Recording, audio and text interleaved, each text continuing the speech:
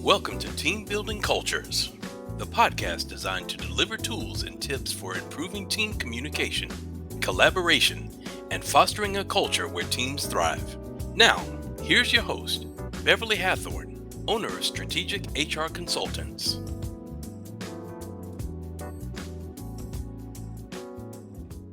Hello, listeners, and thank you so much for joining us for another episode of Team Building Cultures.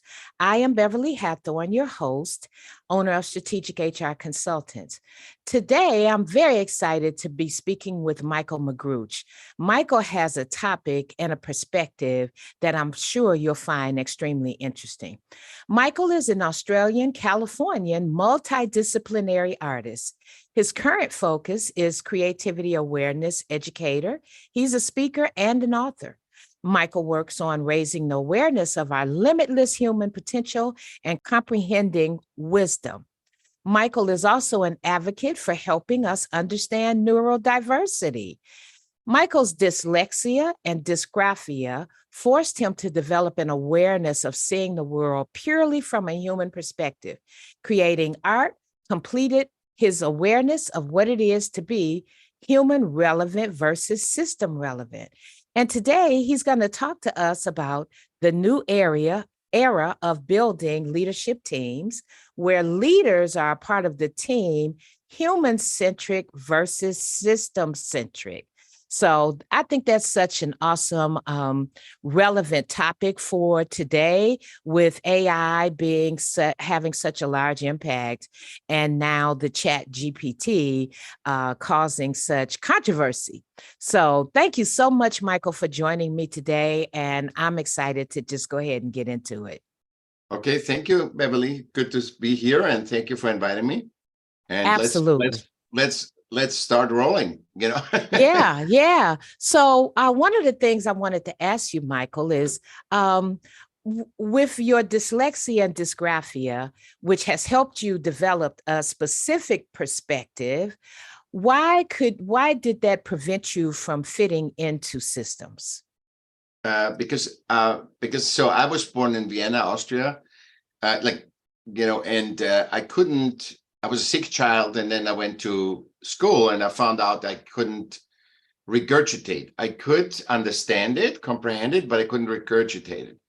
And it was all about regurgitating things. It's not so much now, I think, anymore, but at that time it was, and it was over 40 years ago. So I could never really fit into a system. And it was so traumatic, that being in the system, that I really, I had to repeat classes when you're 15 years old, and you have to repeat grades. It's really tough, because you all of a sudden, you're the oldest, but you're not the smartest. And it's just a mess. And I could never fit in, really. And the only thing that actually made me survive and feel like a human, that I still belong to something, or that I could relate, that there are other people that are having similar thoughts, which we all had, that it's about when you listen to music, you see a movie, you're looking at art, it gives you hope. I don't want to even know how many lives art, and movies and music saved, because when you're an adolescent, you want to fit into society, right? And nobody really fits, because we are 8 billion people that are having different fingerprints, different eyes, and different DNA. So nobody really fits. But with me, it was more extreme. So I couldn't adapt, which was a blessing in disguise, because 55 years I hit the wall, trying to fit in. And now my system relevance is that I'm completely self-taught. I wrote 6 books, and I had to learn everything and make my own perspective on everything. And I said, why is that? And I found out that I had to rely on my humanity and connecting with people to keep going on in life, And now the light went on when I was 55 and said, oh my God, I believed, and many people too, that our habitat is a man-made system, meaning politics. You get born in a hospital, you go to school, another thing, you get baptized, another system. So basically what we do as humans, we jump from system to system and adapting to that culture. Like, that from, that from your businesses. Every company has different cultures and you have to adapt to that. And all we do is adapting, from one to another. And by that, because we do that for generations, we lost that we actually are, a part of nature. We are just a different species of nature, and we are inclusive. We're not separated. It's not like you an accountant, I'm an artist. We are the same. I have a good feeling, and you're a feeling for numbers. I don't. So I have more for the creativity. So everybody has its place, I think, and I think that's what nature gives us, and I've never looked at it because, like I said, 8 billion different people.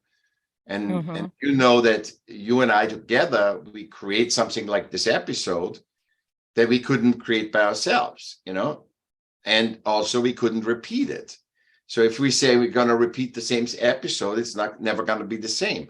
But a system is all about repeating things, steps and whatever, very linear, because we function not like you and I have talked about this. We function on a nonlinear level. Humans are nonlinear in a linear environment where there's steps, there's time, there's all these systems that we need to adhere to.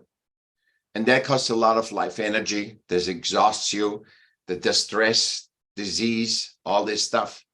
When you work 60 years and you're constantly adapting, you give your life force to, you sacrifice for the company, the religion, whatever system, the government, whatever you do, and then you say, oh, now it's my time to retire when I'm 60 or 65.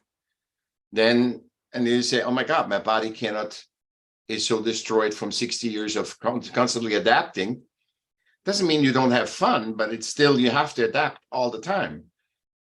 And I think with the oncoming of AI, it's going to be more system centric.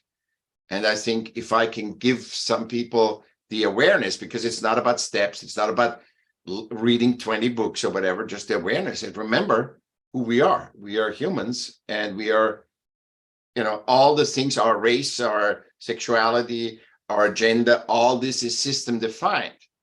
It's not natural, because a zebra doesn't care if the giraffe has a different patterning, or the monkey looks different, or whatever. They all work in unison. And I think that awareness, if we have that and then go into systems, it will be a different experience. Well, that's quite a perspective.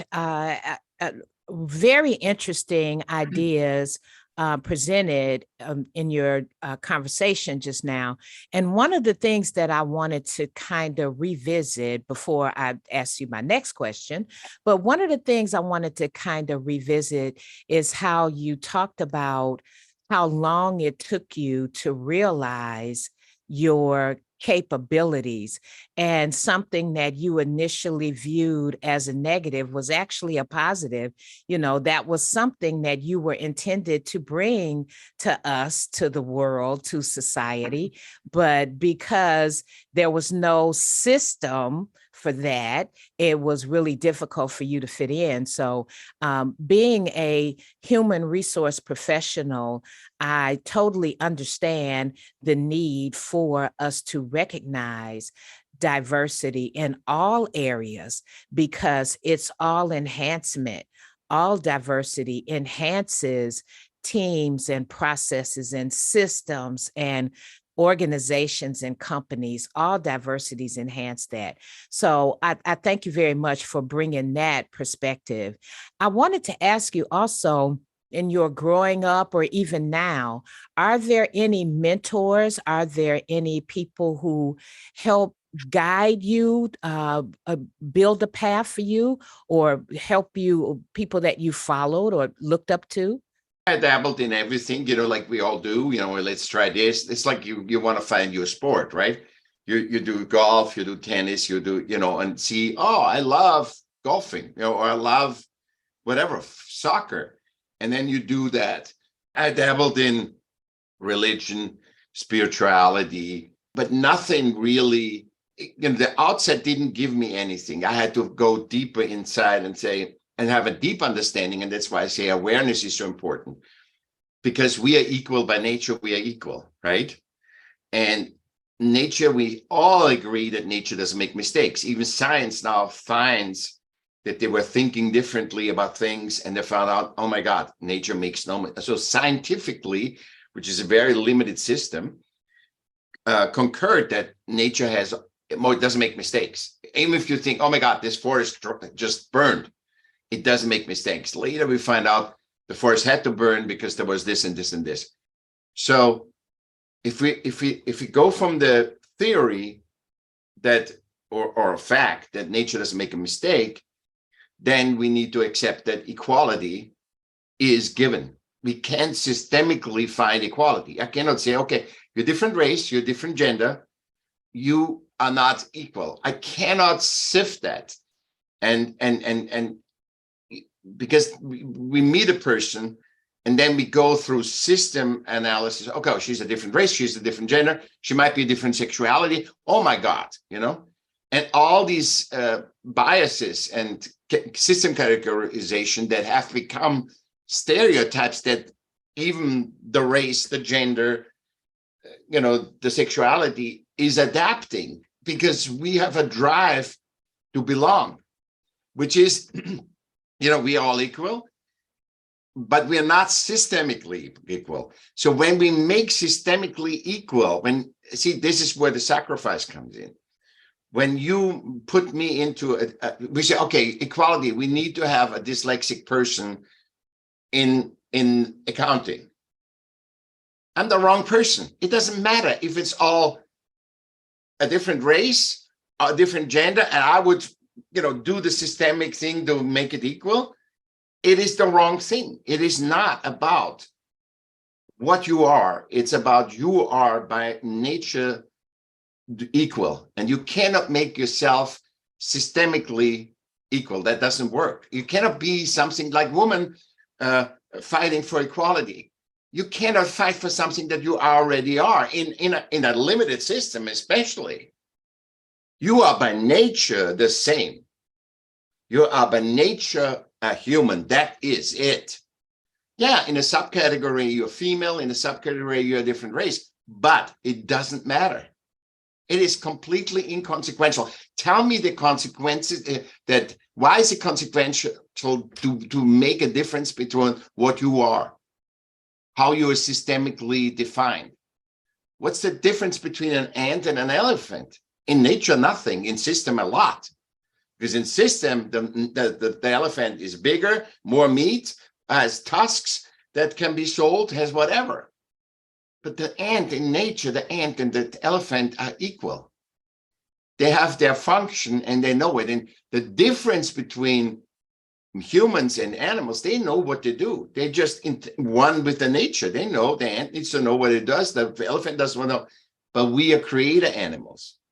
We can create. So we are an advanced species that through its advancement has gotten off the wrong path. And we got the shiny object syndrome and said, oh my God, we created New York. Now, how can we not be all that? We created Nike or Apple, and then we submit to it. No creation of humans is more valuable than any human on this earth. No system has created a human.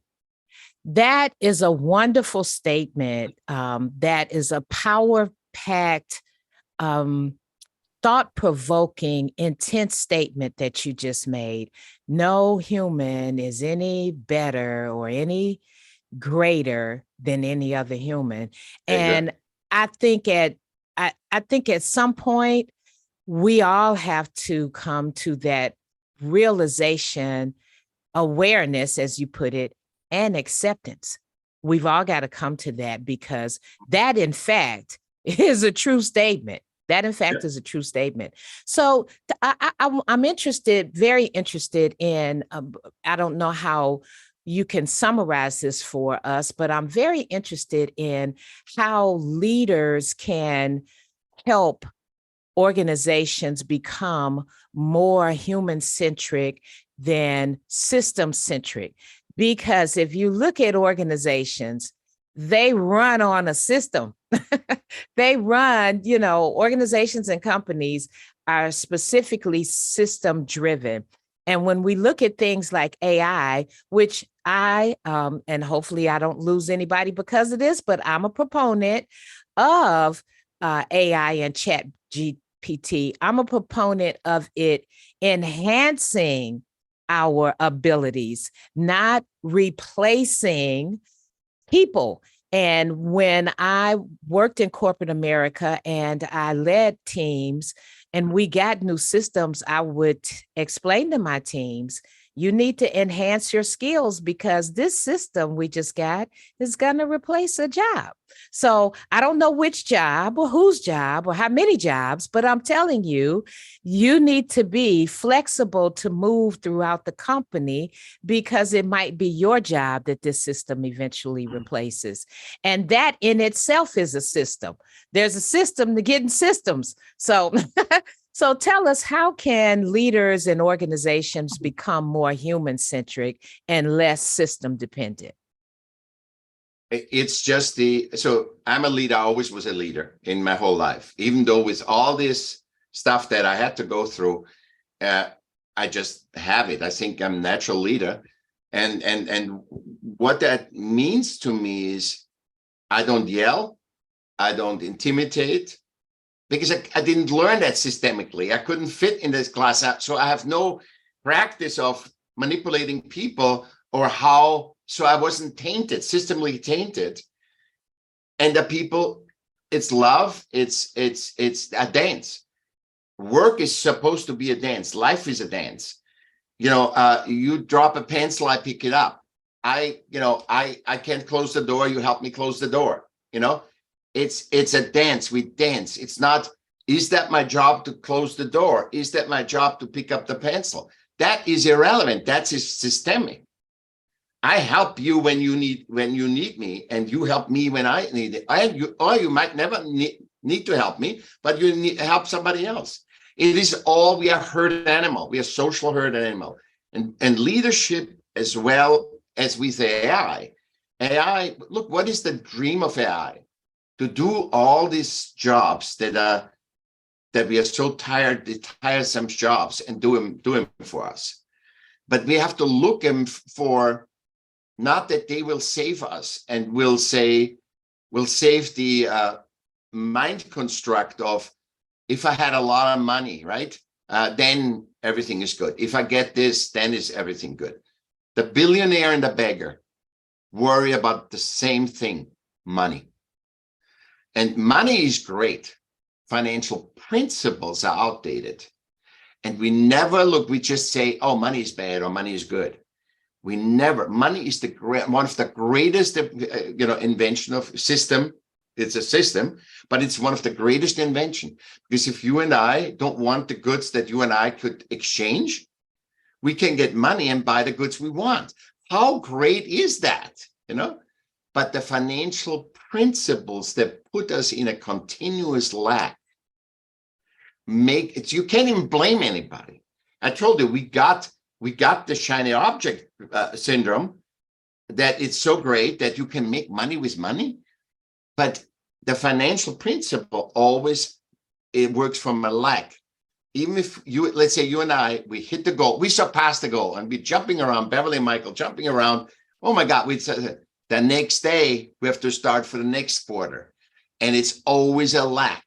And this is so stressful. It's not that you stop working, but the fun of creation goes, if I have to paint a picture, because I want to paint a picture, what do you think, which picture is better? I paint a picture because I want to paint a picture, or I have to? And the have to is the shaming. It's the shaming, what is in every system. It's every human, it is. Because systems work 24/7. Humans can't. Humans need to digest. Humans need to rest.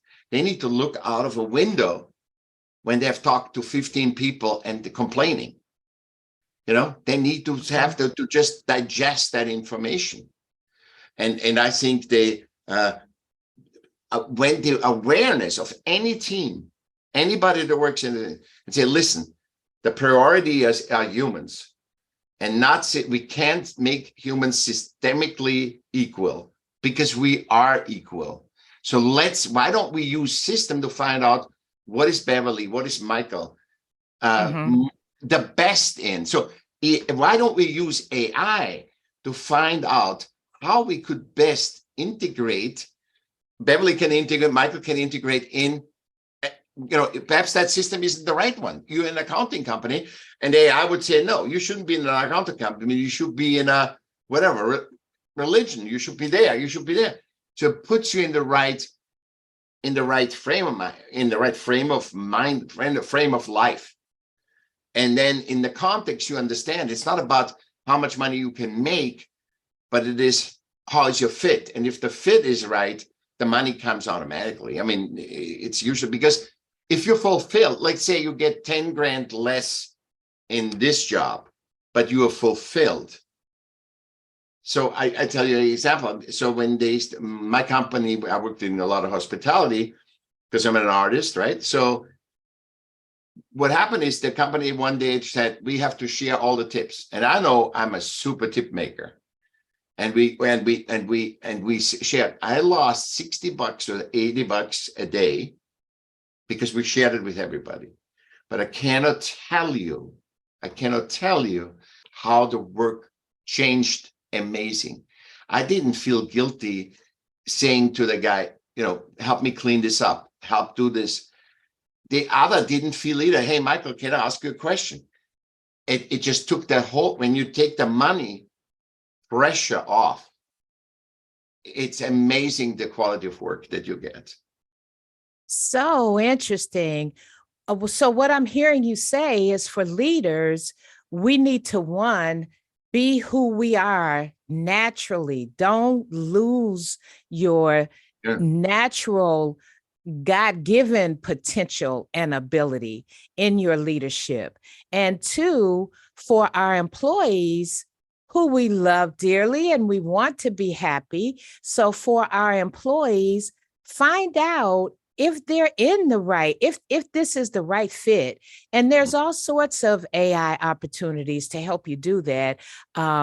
Professionally, I have a personality profile that I offer my clients, and it does exactly what you just said. It helps employees understand the perspectives of each other, and it helps employees understand how they best fit, how they best communicate and how they best. So rather than saying to everybody, well, our communication is only going to be in-person meetings, or better yet, our communication is only going to be virtual meetings. Yeah. And then there's some people who don't work well that way. There's some people who feed off the energy of others in the room. And if nobody's in the room with them, you might not get the best that they have to offer. So, we need to be more human-centric and more human-driven in our leadership and work with people and not necessarily within the system. Just because the process says you can only promote this person if they do this, this, and this, what if they've done all these other things? But the system doesn't say you can promote them. But as a human, you see that this person is worthy of a promotion. So, or this person is worthy of training, or this person needs additional training. But they're meeting their goals and their metrics. But as a human leader, you see that they need help in certain areas. So I think what I'm hearing you say is, let's just get back to being who we really are, and accepting each other for the differences that we have, and capitalize or utilize those differences to, help us grow. So tell me a little bit about neurodiversity. That is one of the things that you and I have talked about, and I would like for my listeners to have the benefit of that. It's neurodiversity is it's a nonlinear approach to life. But, if it was integrated in systems, it would be the humane way of interaction, because we are cross-contextual. We see we see layers in companies, we see, but also context. We say, okay, if I want to do the gender profile of the levels, we can do it in every way or form, and then our sixth sense comes in. So we are non-linear, very non-linear. Neurodiversity stops or is a problem when you do linear. So when you have to concentrate on linear thoughts. So ADHD people can be engaged in games forever because they love doing them. And I can't do games, but a lot of neurodiversity people can do games. It's the interest, it's the passion. It's the passion that is a part of who we are. We come always back to, you got to find who you are to integrate yourself in systems or anything in life. Because there's a unique, you are one of 8 billion. And this is always what I say. You're not like 8 billion. You're one of 8 billion, and nature is never wrong, So find that uniqueness first. We should start. I work on educational programs too. Find the uniqueness when you educate kids, that you don't crafts are not even, they're not valuable. White collar jobs are more valuable. So this was systemic manipulation, it's the same as women is not as powerful as men, or it's the same. It's a systemic conditioning. And because we're adaptable, so that you and I can talk, that we can jump from one, culture to another. And that's why we can interact with each other. So it has to be a dance. And neurodiverse people can dance really well with humans, but they can't dance in a system culture. So they have a problem concentrating. Their ideas are not systems. So creative ideas through a system thing would be different than from a neurodiverse person, because he goes outside the box, which I'm living what I preach. I don't think you had a lot of people talking about systems and human-centric like I do. I don't think you think a lot of people that say we are a species of nature, because if you ask any human, they say they know we are not a species of systems, but they also don't say we are a system of nature. So we teeter-totter in between, and that's where we lose ourselves. I also say that the neurodiverse, they're confirming everything I said. They are really good. Actually, companies look now for neurodiverse people because of a different view point, to adapt the new company, to make the company more creative. They're very, very creative thinkers, but basically they are just like, I wrote 6 books, but I can't read them. So I'll use the computer to read them to me. I can read a text you sent me, of course. But I'm saying if I read a book, I get lost. My mind goes out. I see letters switch. I see 31, and you ask me, what did you just read? I said 13. But I know I did 31, or reverse. So, and dysgraphia is that comes with dyslexia often, is when you write, you can't read your writing. You just cannot decipher. Even unless I do caps, I cannot decipher it. And even then, I lose the context of it. So if you write something 5 years ago, legibly, I can read that. If I write it, there's something with the brain, it cannot decipher it. So I was just writing something in the morning, and there's words that I just cannot decipher what they mean. And I can't bring it into the context. So, I'm very good contextual thinker, but in the writing, it doesn't work. So I can't put I cannot put the context in, right? So that can only be home. And I just cannot, this word can see home, but it isn't, And also I want to say with value, if the system doesn't find your value, see, that's why we use AI for. If the system cannot find your value, in nature, you're worthy because you exist, right? Every life is worthy. So the beggar on Fifth Avenue and the people, he affects all those people because they know they can lose it all. I mean, so everything is possible always in humanity. But neither the beggar knows it, or the homeless person knows it, nor the people that walk by or walk on the other side or talk to him. Or so he affects more people than you and I on any podcast, because he's just sitting there, but he's not aware. And that's the sad thing.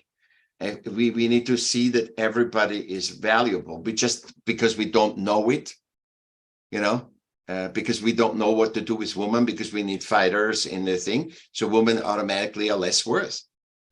We are not, it's the same thing. We don't know because the system doesn't know. And the awareness that the system tends to do that because it's all based on financial principles, because it has to define a value for you as a woman, of a different race. It has to define that. And if you can't do that, then you get less. Wow. That again, that's very thought-provoking, Michael, and I thank you very much for bringing that to us. Ultimately, sensing fulfillment is the feedback emotion when you are humanly successful. So that's one of the things that you've brought to us today. I think that we all need to consider where we best fit in. Some of us are not fortunate enough to have started out our careers that way. Some of us had dreams in the beginning, but we ended up in one position or one corporation and then got promoted or moved on to another. And then before you know it, that's who you are. That's what you do. I've talked to many people who are truly artists, but they work as accountants. And we all famously know how people are creatively actors, but they work as restaurateurs or whatever, something in that area. And I saw a story recently of a famous dancer. I won't mention her name, but when she was in school, when she was a young girl in school, she could not sit still in her chair. She was always fidgeting, always jumping, always moving. And someone suggested that the parents enter her in a dance class. Well, turns out she was a dancer, stuck in this systemic, or sit in the chair all day while we teach you what we want you to learn. And she just could do it because she was hearing music in her head. So she turned it. She's a very famous dancer, very successful and famous dancer, because someone took a human interest in her and moved aside the system that she had been placed in. And that truly affected how her life turned out the rest of her life. So I thank you so much for bringing this to us and helping us become aware. And now that we're aware, it's hard to be unaware. Now that you know, folks, it's hard to go back where you were. So in our leadership, let's take a human position. As the systems, the AI, or the chat GPT, all that's fine, but it cannot replace what we as humans bring to the leadership table. So that's a great perspective. So Michael, do you have an offer or for our listeners, or how will they be connecting with you? I have one hub. It's michaellm.com. Michael with 2 L's, m.com. And I will want to say the last sentence of for a leadership, because it came up and we can dive in another talk about this, but leadership, art creation always gives you the blueprint of what's humanly possible. There's inclusion in art. There's not, we can't have if a woman can play a guy better than anything else, the woman plays the guy, because it's about that. It's not about how it's going to be perceived. If in a symphony orchestra, the light doesn't go on, the curtain doesn't open, the oboist is wrong, you can have the best violinist and you can have the best conductor in the best house. It doesn't work. See, it's a non-linear approach. It's about what we do together in art. And I always say to every leader that the C-level doesn't even know if the cog in the wheel is changed, another human that didn't glue the shoe together or didn't do the iPhone right. And I said, those people are just exchanged, and we need to stop exchanging humans. We need to place them differently and be aware of what we're doing, and not just use him like a cog on a wheel. Oh, there's a better material, let's change it out for that. Right, right. Yeah, I'm truly in alignment with you, and I thank you for the awareness and the information, particularly in the areas of dysgraphia and the whole neurodiversity arena. So I thank you very much for bringing that to us today, Michael. And I'll repeat for my listeners, you can learn more about Michael and even have an opportunity to chat with him and take a deep dive with him into what we've just touched the very surface of today. You can do that at michaelm.com, and Michael is spelled with 2 L's.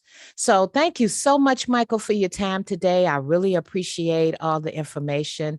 And I'm sure that there's someone out there, someone out there who can benefit from what you shared with us today. Thanks so much for your time.